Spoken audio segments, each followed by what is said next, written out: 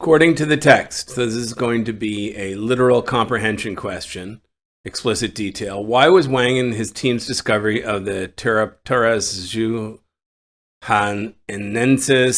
whatever that is pronounced as, fossil significant? Okay, so why was this discovery significant? Let's read. For many years, the only existing fossil evidence of Mixopterid euryptids, an extinct family of large aquatic arthropods known as sea scorpions and related to modern arachnids and horseshoe crabs, came from 4 species living on the paleocontinent of Laurasia.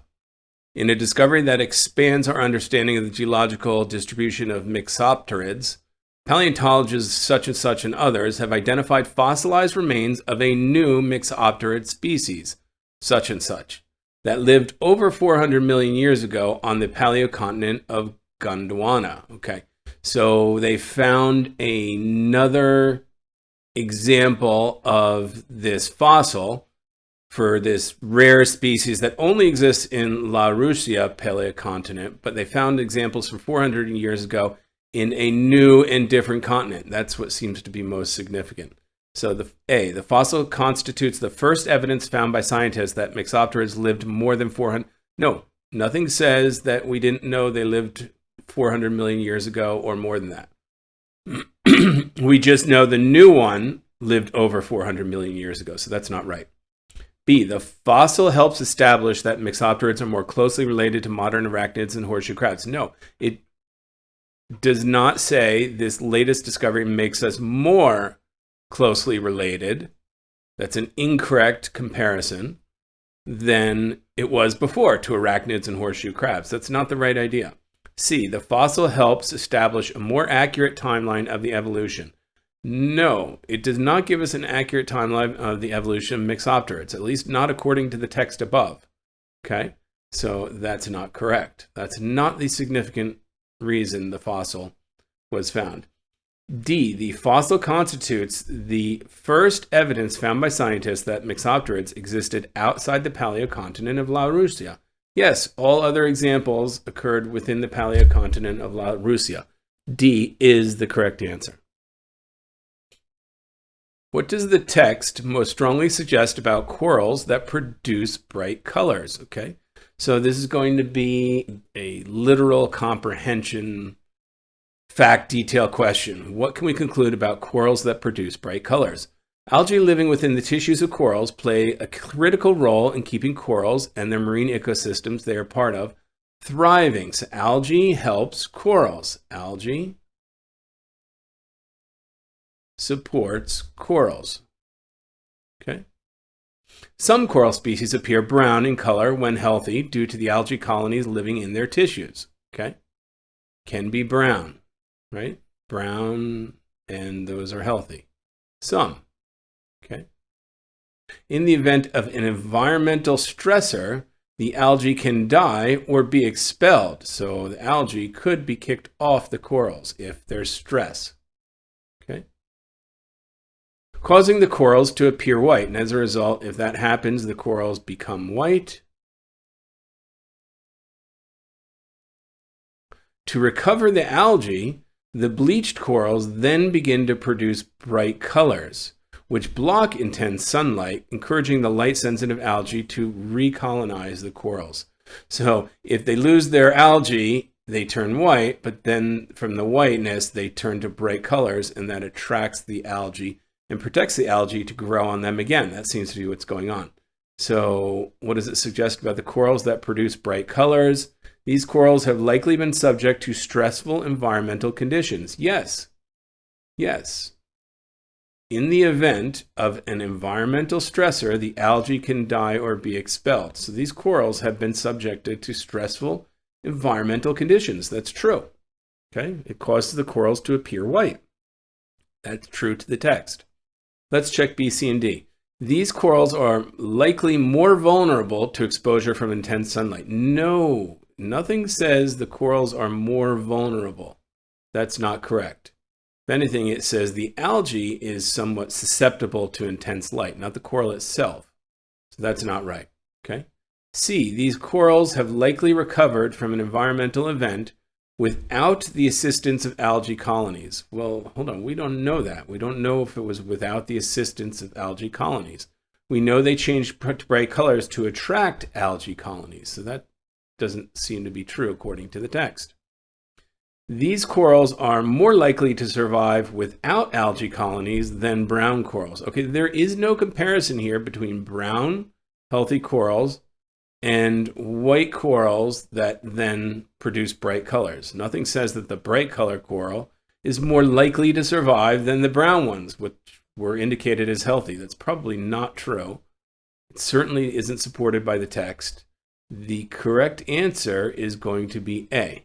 The corals have been subject to stressful environments. That's the type of coral that will produce a bright color, or when they will produce the bright color, after a stressful environment. Okay, we need to state the main idea of the text. So again, we want to understand what the topic is, why we care about that topic. Let's take a look.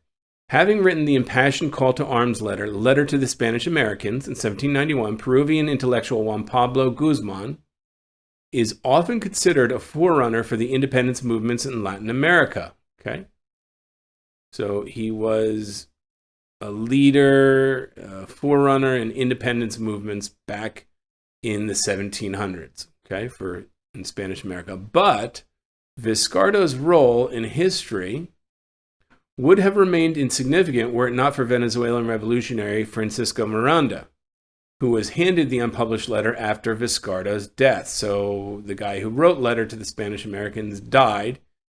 The letter he wrote was handed to Miranda. Miranda helped circulate the letter, but his edits and footnotes to the text position Miranda as a central figure in the text creation. So he was very important in his edits and footnotes of the actual text as well. So he circulated it, he added value to it, and let's take a look. What's the main idea here? The original authorship of Letter to the Spanish Americas is disputed. No, it's not a question of disputing the authorship. It's acknowledged that Miranda added to it and edited it, but that's not a dispute on authorship. B, the majority of the most eloquently stated arguments in Letter to the Spanish Americans were written by the most eloquently stated. Okay, that's extreme. We don't know what the most eloquently stated arguments were. That's not going to be the right answer. C, Miranda played a crucial role in influencing the content and distribution of the letter Spanish to the Spanish Americans. Yes, that is correct. He helped circulate it. He made edits and footnotes that were central to the text itself. So yeah, that's stated in the text. That is going to be our answer. Okay. D, Letter to the Spanish Americans persuaded many people in Latin America to pursue national independence.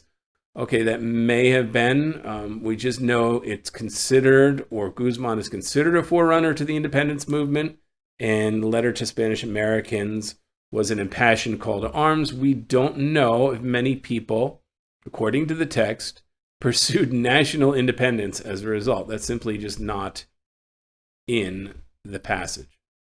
Okay? Seems like it could be possible or even plausible, but not in the passage. C is the better answer.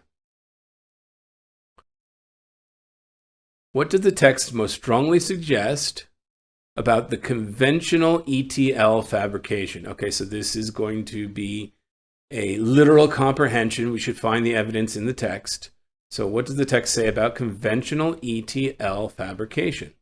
In a paper about pin-planar perovskite solar cells, one of the several perovskite cells architectures designed to collect and store solar power. So this substance that collects solar power, they describe a method for fabricating the cell's ETL, electronic transport layer, using a spray coating. Conventional ETL fabrication is accomplished using a solution of nanoparticles. So I guess by contrast, conventional ETL does not equal spray coating. This is a different method of fabrication. The process can result in a loss of up to 80% of the solution. That is, the conventional process loses a lot of the solution, increasing the cost of manufacturing at scale. an issue that may be obviated by spray coating. So spray coating is a better manufacturing approach. It avoids the loss of solution, and therefore it's probably lower cost. Okay? Which of the researchers describes highly reproducible, concise, and practical? So what does it suggest about conventional ETL? The better method of manufacturing is spray coating. It saves the liquids, the solutions, and reduces the costs. So let's see what answer matches that. A, it is less suitable for manufacturing large volumes. The ETL, the conventional ETL, yes, it's less suitable for large volumes than an alternative fabrication method may be. Well, okay, this is abstract. What is that alternative method? That's abstract. We want to identify with that. Well, that's going to be spray coating. That's what they're referring to. So would this be correct if we substituted that? It is less suitable for manufacturing conventional ETL for large volumes than is spray coating. Then maybe spray coating. Notice that that's not a very restrictive condition. Okay. So that looks pretty good. Let's hold on to that and move on to B, C, and D. It is more expensive when manufacturing at scale. Okay, that's true. The cost of manufacturing at scale was increased, so it's more expensive at scale, conventional ETL. For fabricating ETLs used in other solar cell architectures, then are processes for fabricating ETLs used in other cell architectures. What's this about other cell architectures? Where do we talk about other cell architectures? It just kind of said spray coating is a better method of manufacturing the ETL than the conventional method. It does not talk about anything other than the paper, pin, planar, perovskite solar cells. That's it. There is no other mentioned. I don't think that's going to be correct. Okay. And by the way, this says processes. What plural processes are there? There's only two processes mentioned, conventional and the alternative spray coating. So I'm not sure this is plural. Okay, that doesn't look right. C, it typically entails, that is conventional ETL, typically entails a greater loss of nanoparticle solution. Yes, that's true. Then do other established approaches for ETL fabrication. Okay, again, approaches, plural. Established approaches? We don't mention any other approach other than spray coating, not plural. Okay? There's no discussion of other approaches other than spray coating. So this is not plural. Note A is singular, N alternative fabrication. B and C are plural. There's only one alternative mentioned, so B and C are not correct. They could seem appealing and therefore confuse a student, but they're not correct. D, it is somewhat imprecise and therefore limits the potential effectiveness of pin, planar, perovskite solar cells at capturing and storing solar power. No, the conventional ETL approach doesn't say anything about limiting the potential at capturing and storing solar power, right? One can assume they work just as well once manufactured by either method. So no, I don't think D is the correct idea. The correct answer is A. It's less suitable for manufacturing large volumes of this particular given solar cell structure than a single alternative method, which refers to spray coating. A is the correct answer.